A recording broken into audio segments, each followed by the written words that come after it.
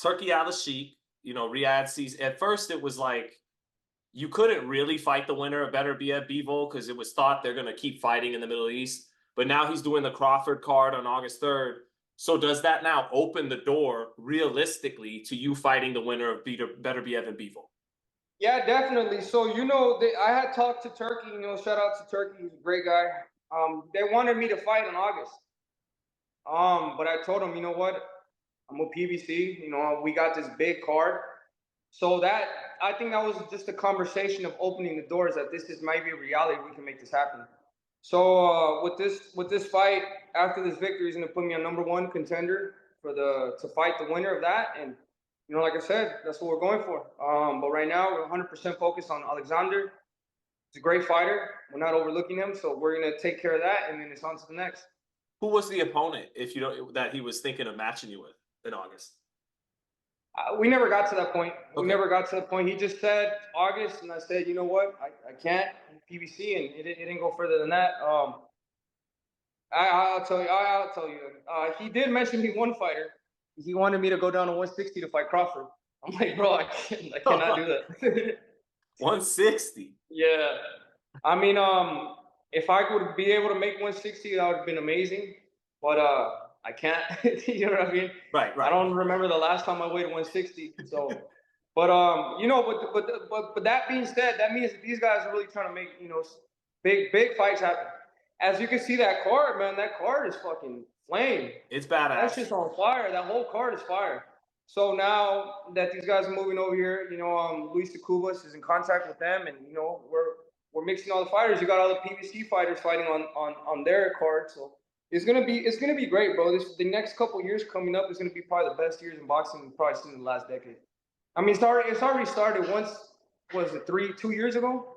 Yeah, it's really picked up. So I mean, we're getting into the space of boxing now where it should have been all along. So I'm very excited to just be a part of all this stuff. We got some big fights coming up, and yeah, you guys definitely gonna see some great boxing fights in the next year, 2 years, 3 years.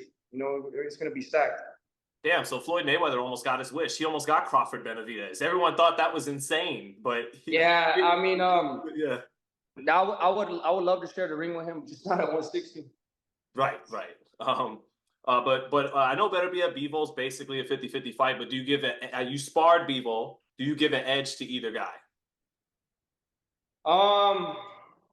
They're both extremely talented fighters, very well. They're two different type of fighters, though. Bivol is a boxer. He moves around a lot, but he's solid. Beterbiev he's a train. Just comes at you, takes shots. It takes shots to give shots.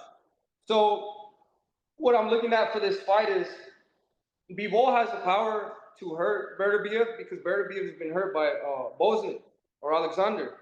So and then Bivol, as far as both, Bivol cracks harder than Alexander. So this is going to be a really interesting fight. I think if Bivol stays on his feet this whole night, uses a jab, and then when they exchange, he stands his ground, I think he has a really good chance of winning. But also, too, Beterbiev, when he gets his engine going, that motherfucker's a train. You know what I mean? He has, 19 fights and 19 knockouts? Or yeah. 15 fights? It's insane. So, it's going to be a good fight, bro. It's going to be a really good fight. So, I don't know. It's 50-50, yeah, man, it's going to be a great fight.